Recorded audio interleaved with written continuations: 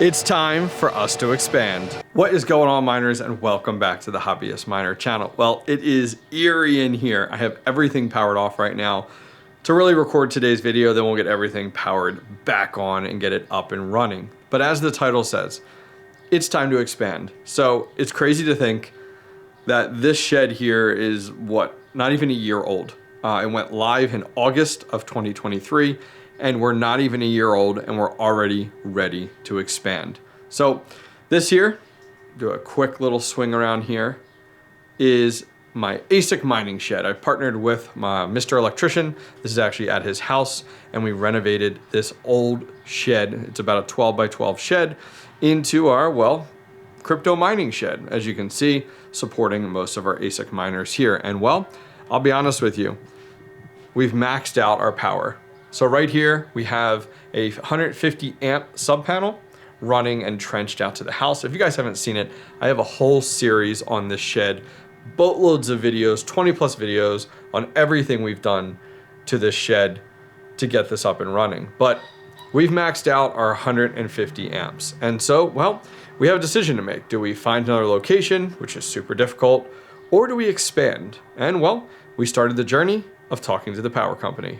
Before we get too much farther in today's video, I want to give a special shout out to the team over at Endless Mining for sponsoring today's video.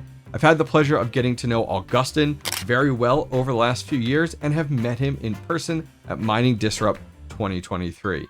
If you guys are in the market for buying your next Bitcoin or 𝐋𝐨𝐨 miner, go reach out to Augustin. Great guy. He can get you really good pricing on your favorite S21s, your S19K Pros, and the amazing new KS5s. And if you don't have a place to run them, Augustin's got you covered over at Endless Mining. They offer hosting in the United States, which is awesome. Finally, at checkout, you want to save a few bucks? Well, Augustin's got you covered. He's provided the promo code RPM Face Reveal that give you guys a discount at checkout. Go check out all the details directly down below and tell Endless Mining I said hello. So as you could tell, this is very much going to be a talking head video. Well, we talked to the power company and we put a work order in to get a dedicated 400 amp service. As I mentioned previously, the sub panel in here is connected to his house, the Mr. Electrician's house. It's a 200 amp service. And well, we wanted to get something separate from his house, and we also wanted more power. But it had to be single phase. We're just really not built. We can't really go to like a 3-phase setup here at a home crypto mining shed. So we submitted a work order for a 400 amp service here at his house, a second service. So 2 services on the same property. And actually we got away with it. Believe it or not, got it scheduled, had an engineer come out and kind of chatted with him more and more about, hey, there's a pole on the property with a transformer. How much power does this transformer have left on it? That was really our first question, because if that transformer was maxed out, I'm not going to go ahead and pay for the power company to upgrade their transformer. So the engineer came out. There's boatloads. I feel like he said it was 50 kVA. Don't quote me, but he said there's plenty of power available on that transformer. And since the pole is on the property, that gives us the opportunity to pretty much trench our power, just like we did with the previous setup, trench our power out to the pole, and the power company would connect it entirely free, the engineer told us. They'd cover all of that because it was a brand new service. In addition, which was a huge surprise to me and kind of caught me off guard, was they told us that it would be a commercial service, not a residential. And that kind of caught me off guard because I'm not used to working, quoting out, planning, dealing with the power company on a commercial level. However, it opened a lot of doors and a lot of opportunities for us. So we've decided to move forward with a 400 amp commercial service dedicated right to this shed, which I think is going to work out amazing. All right, so where has that led? Well, over the last several weeks, I've been trying to wrap my head around how commercial services work. It's not like residential, and it's a little bit different here, especially in Pennsylvania versus where you are. Commercial here in Pennsylvania, they have a cost per kilowatt. They call it a demand charge, and it's based off kilowatt. So it's $3.98 a kilowatt, and it's all based off of demand charges, which was something really weird for me to wrap my head around, is like, what is a demand charge? And how exactly is that determined? Because I'm so used to working with kilowatt hours, right? We just base everything off of how many kilowatt hours we use.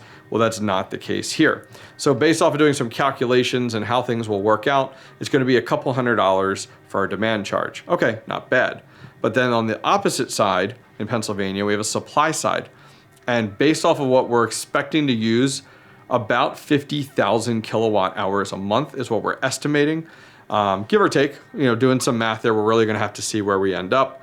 Right now, I was able to find programs for 2 years at 7 cents and lower, right in between mid 6s up to 7s. So that gives me a good opportunity to lock something in, because I really don't want to spend the money on the electrical infrastructure and the build out and everything if I couldn't find a good electric rate. So the first 2 obstacles for us, first one is going to be acquiring a 400 amp meter base, and that side's really coming down to the electrician and nailing that down.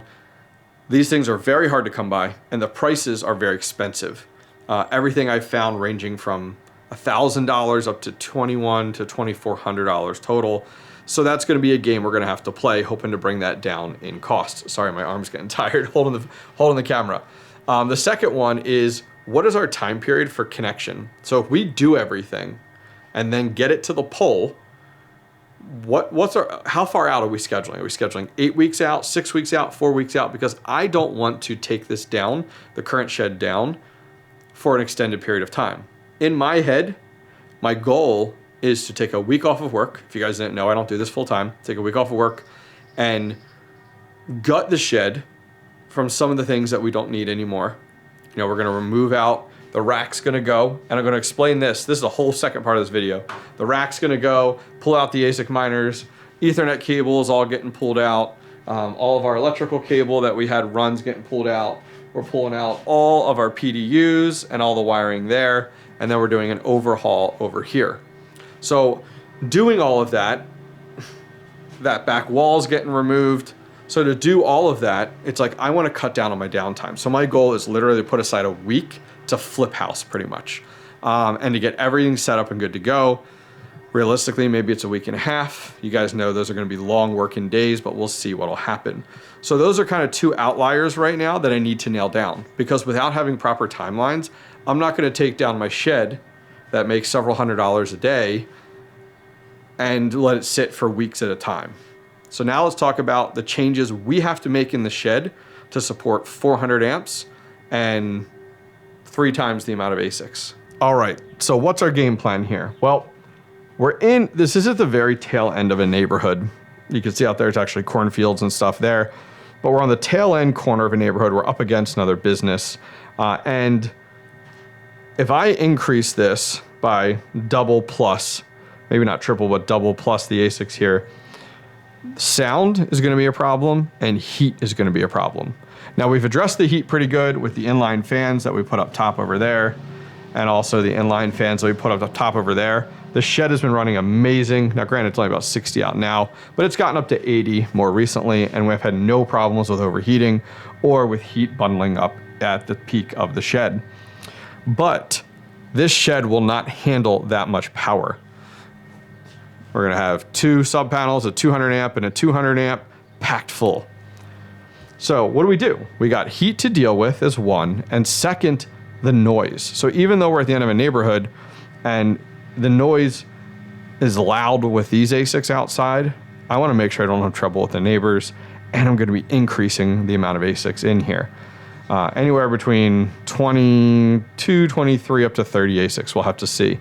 So how do I address heat and noise? This guy right here.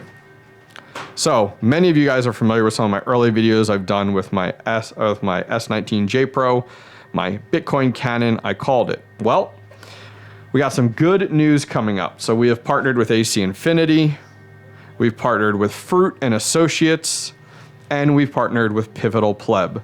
And every one of our ASIC miners will be having their fans stripped off, and we will be putting shrouds on them with inline fans, utilizing the Pivotal Pleb J boards in them to allow the ASIC to manage the fans, and all of that is going to go on that back wall. So this is a picture I found on Twitter of someone doing something similar, and I loved it. It gave me the idea. So what I'm going to be doing is we're going to be removing this back wall. We're getting rid of all these exhaust fans. Removing the wall entirely. You know, I'm going to rebuild it the way it was. The plywood's coming off, and we're going to put a solid plywood back in place. The next thing we're going to do within our shed is that every one of our ASICs are actually, this whole shelf is going to be butt up against the wall here. So the shelving is going to go to about here because of the slope of the ceiling. And they're going to be close together, and they're going to be on shelves, wooden shelves here or metal shelf up against this wall. And the ASIC is going to go right up against the wall and exhaust to its own dedicated exhaust on the outside of the shed. Here's a picture of a smaller shed that has something similar set up. I'm going to have a whole bunch of exhaust vents on the outside. So the entire inside of our shed, from the intake, like the intake's going to stay the same, but the entire shed's going to be empty pretty much up till about here. And then we're going to have all of our ASICs in here. So you got to think the ASIC's going to take up a decent amount of space. You're going to have ASIC miner that goes into a shroud that goes into the inline fan. So you're going to come out a pretty good amount. But the whole rest of the inside of the shed is actually your cold aisle. It's going to be cool with pulling in all the air into the shed. And then all of our inline fans from AC Infinity are going to suck in the air and blow it right out through the shroud from Fruit and Associates into the unit, all being controlled by the Pivotal Pleb board. Cannot wait. And I have videos on all this stuff if you guys are like, what is he talking about, down below. But that's kind of my game plan. That's going to allow me to support even more miners. So a lot we'll have to do here, you know, in order to maximize space, we're going to be putting in thicker supports and less of them. So right now you see how you have like a 2x4 that I reinforced here. We may have less 2x4s across, but we're going to double them up so that we have spaces in between here for all of our ASIC miners to fit them all on this wall. Now we are going to have to run more 120 because like a 15 amp 120 volt, because we're going to need to run that across here for all of these inline fans to plug into. And I haven't even wrapped my head around where we're going to put the electrical. Are we going to put it off to the side to the wall here and maybe change things up? You know, we have all of these massive long cables, super expensive cables, $20, $30 a cable. Where are those going to go? Do we continue to run things far? You know, right now we're using our Altair Tech PDUs. We'll continue using those. Heads up to Altair Tech. I'm coming to buy a few more. We're definitely going to need triple this and run. Maybe we'll run the PDUs along the wall here. I really don't know. I'm wrapping my head around it, kind of learning as we go and planning it as we go. But that's kind of the game plan. That's how we address the heat, and that's how we address the noise, is getting everything on this wall here, which I think will work out really, really well. Everything will exhaust right out the backside then on the outside of the shed, which I think will be great. All right, so I rambled on for a while there. Lots of ideas kind of floating through my head, figuring this out. Great project for this upcoming summer, but I want to get it done. I am at a point, like example, Bitmain Antminer KA3, just sitting here unplugged. Why is it not running? Well, it's profitable. I want to be stacking Cadena right now, but we're just maxed out on power. We're about 25,000 watts, currently a little bit more, currently being used at all times right now here. And it just sucks. I got the ASIC miners. I want to buy more ASIC miners, but I can't. I have nowhere to run them. I already have 11 ASIC miners being hosted between 3 locations right now. And so I know it's a rough problem to have, right? But I'm excited for this, to get this built out. I wish I would have gotten it built out sooner, to be honest with you. This would have been a great thing to do during the bear market, but I had the power available to me. I didn't have as many ASIC miners then. So yeah, so that's the game plan. Stay tuned, lots of videos to come. I love your input, love your criticism, love your feedback. Leave that directly down below. Other than that, guys, I'll see you guys next time. Take care. Time to get everything powered back up.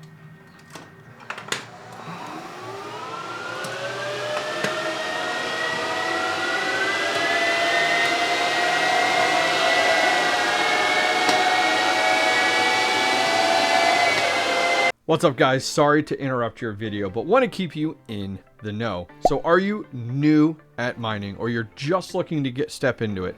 You're not sure what hardware you want to buy, you're not sure what build you want to do, need some help? Maybe you're building your first mining rig and you literally need help step by step installing 𝐻𝐸 OS.